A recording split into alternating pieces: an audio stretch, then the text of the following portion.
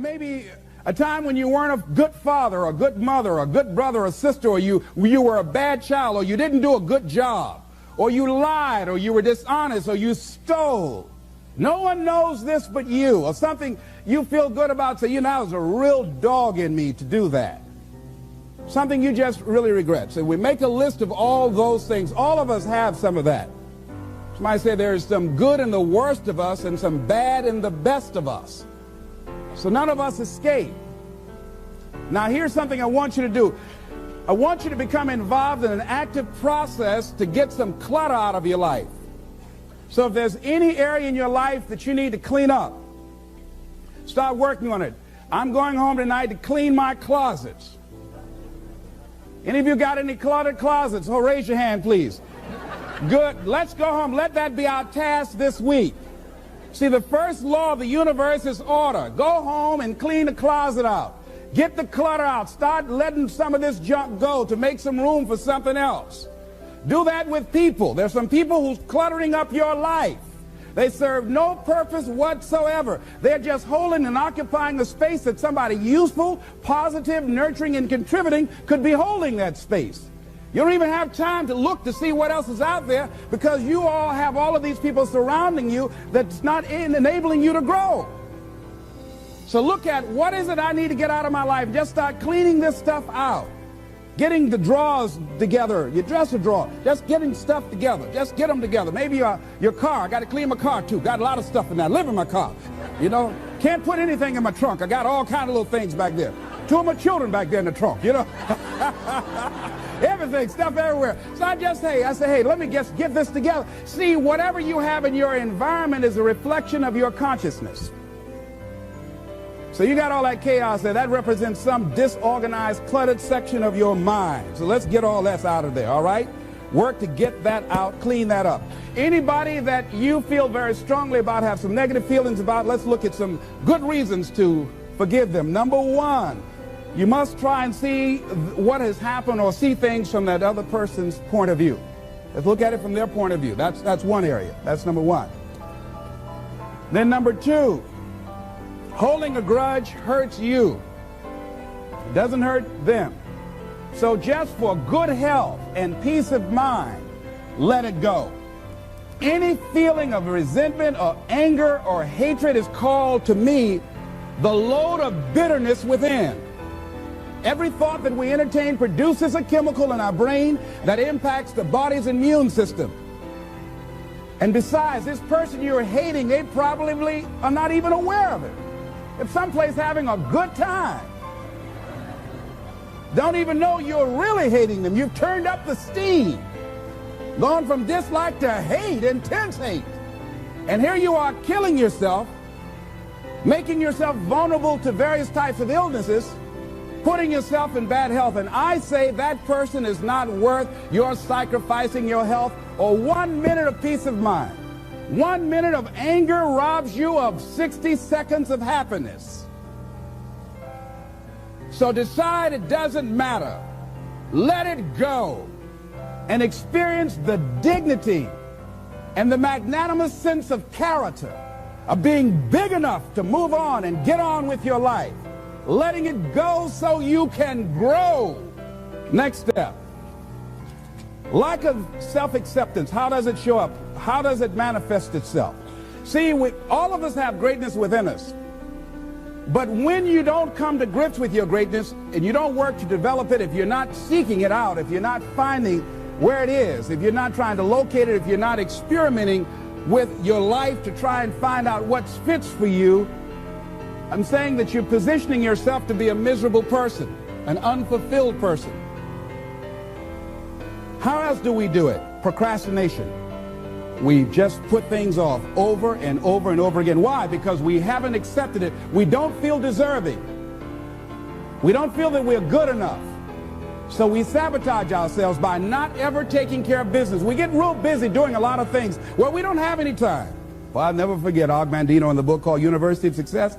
He said many of us never ever discover our greatness because we become sidetracked by secondary activity.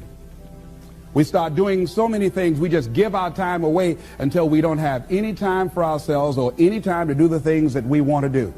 And every time you put it off and move it back, oh, I'll do it one day. Oh, yeah, I'm going to get to it. I'm saying to you that one day you look around and there goes a year, there goes 2 years, there goes 3 years. So if there's something you want to do it now. Do it right now. Don't put it off. Start right now where you are. There will never be a perfect, ideal time. Whatever you have going for you right now, that's enough. Work on that idea. Work on it, work on it, work on it. Another way in which it shows up, and that is that because of the relationships we form, people we have around us. Thinking about two guys. Larry Littles, he went to Bethune-Cookman College. He was a football player at Booker T. Washington High School, where I graduated from. Larry ended up playing for the Miami Dolphins, became an all-star offensive guard. Great guy. Larry really wasn't the most talented guy in that position at Booker T. Washington High School. There was a guy named Willie Covington that was far more talented. He was stronger physically. He was faster. But Willie Covington never, ever made it out of high school. Why, Les? He started running with the wrong crowd. Big Cub is what we called it. Started running with the wrong crowd, and those people led him to the penitentiary. And ultimately to a premature death. Got the word a few months ago he was shot and killed in Liberty City on 62nd Street, where I was born on the floor, my twin brother and me. Willie Covington had great talent, great potential, running with the wrong crowd.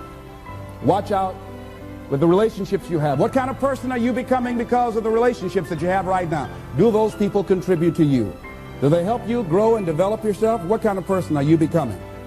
People who have not accepted greatness for themselves, these people don't study, ladies and gentlemen. These people don't study. They don't have time for personal growth and development. They don't have time to work on their minds. No, they don't have time for that. Too busy for that. People can affect us.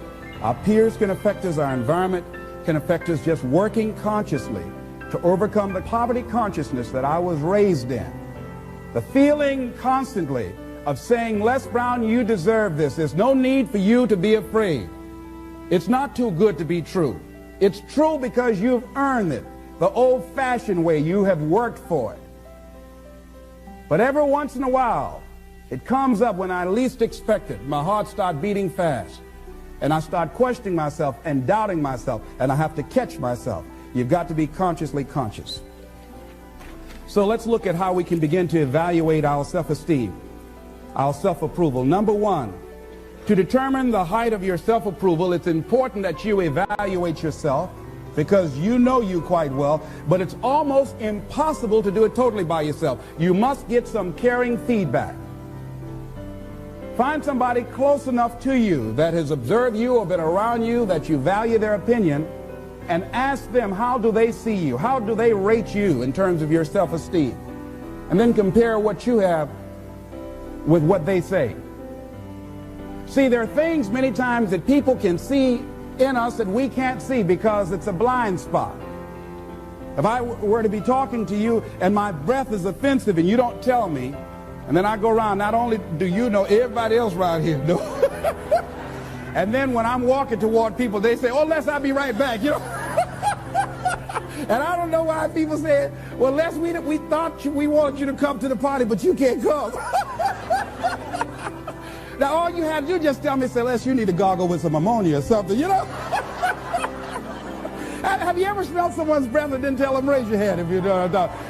So we all have those blind spots. We have those areas of our lives that we need to get some caring feedback. We need some coaching. We need someone to let us know that. And now, why don't people just volunteer that? One, they don't want to hurt your feelings. One, they don't want to embarrass you.